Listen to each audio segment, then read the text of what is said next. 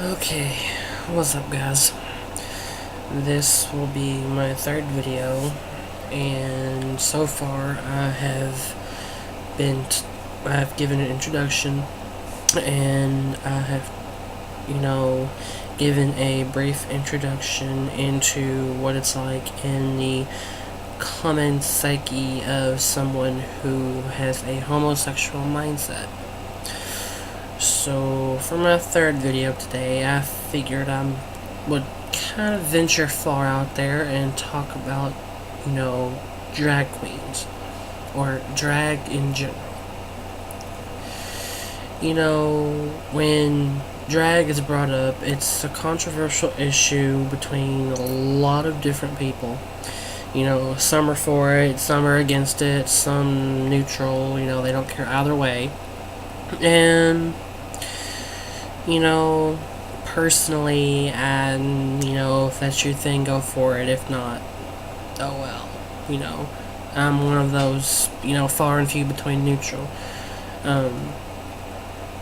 However, when it comes to drag,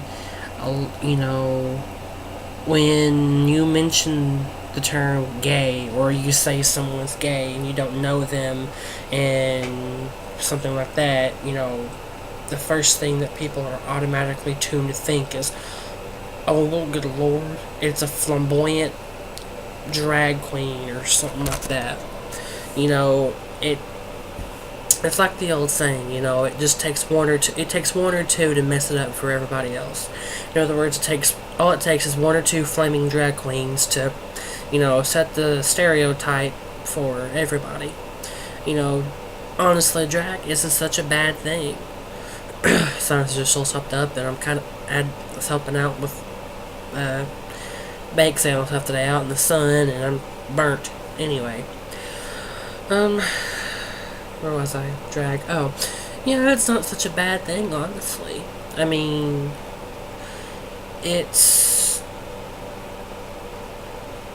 I think it would be going a little overboard to call it an art form per se, but then again, it's an expression. It allows people to express themselves in a different creative type of way that breaks free from the social norm. Which apparently doing something like that in this day and age is a complete and utter hypocrisy, or some such variation there of the term.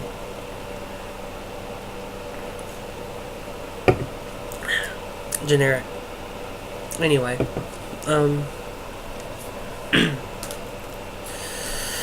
back to drag.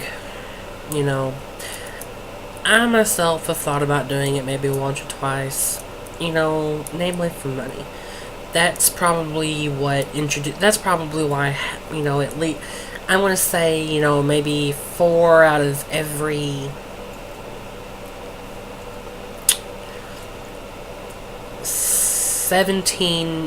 4 out of every 16 people, about a quarter, decide to do drag. If in the right place, in the right crowd, the right day, it could be a gold mine, or it could be a complete total flop like everything else in the world. It's just up to chance, how well you can perform, how well you pull off the look, etc., etc.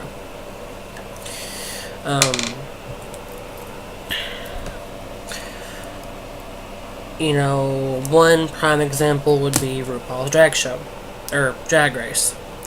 You've got you have a set number of drag queens that compete, and it's winner takes all, yada yada. Anyway, love RuPaul, great role model, great inspiration.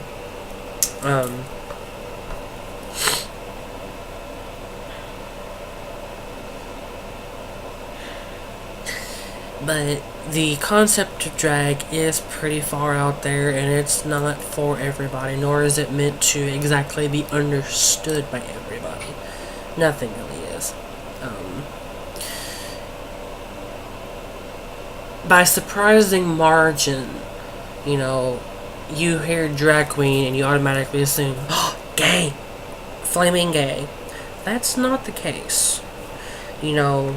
Out of every 10 drag queens, it's been proven that at least between 2 and 4 are actually straight men.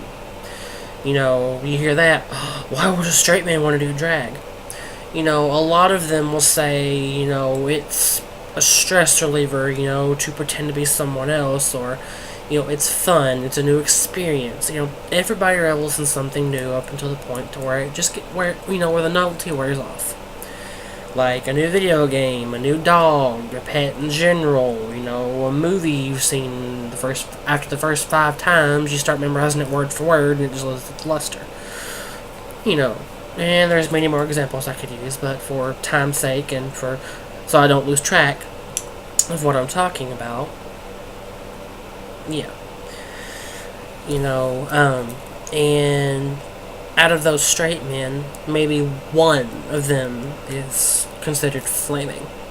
And a good family member of mine mentioned, me and him were talking today, and he brought up the point of flaming.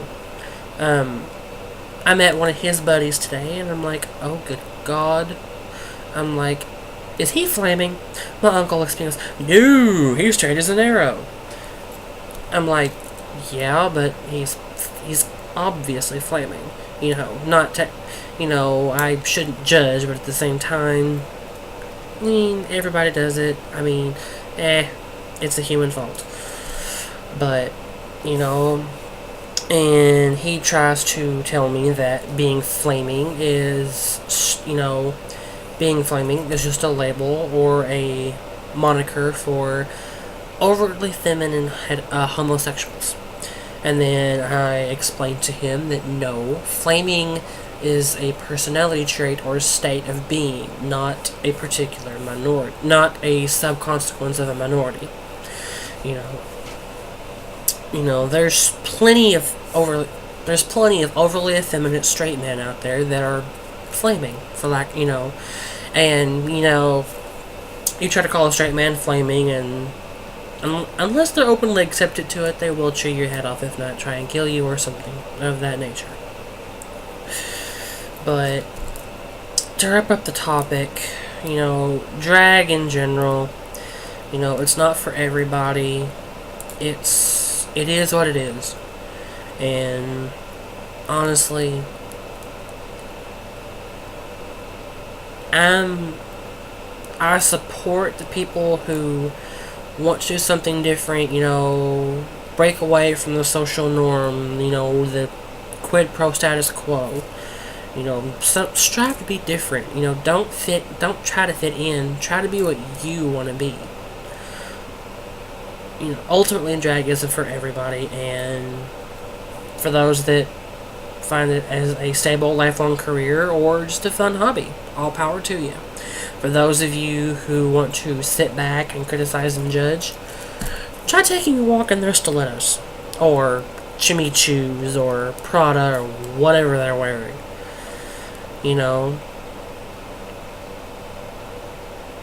How can you stand there and judge them if you won't try and understand them? So, my point, shut the fuck up. You have no right to judge. So, case in point, this wasn't meant to offend anybody. If it did, especially drag queens, sorry, I apologize. But,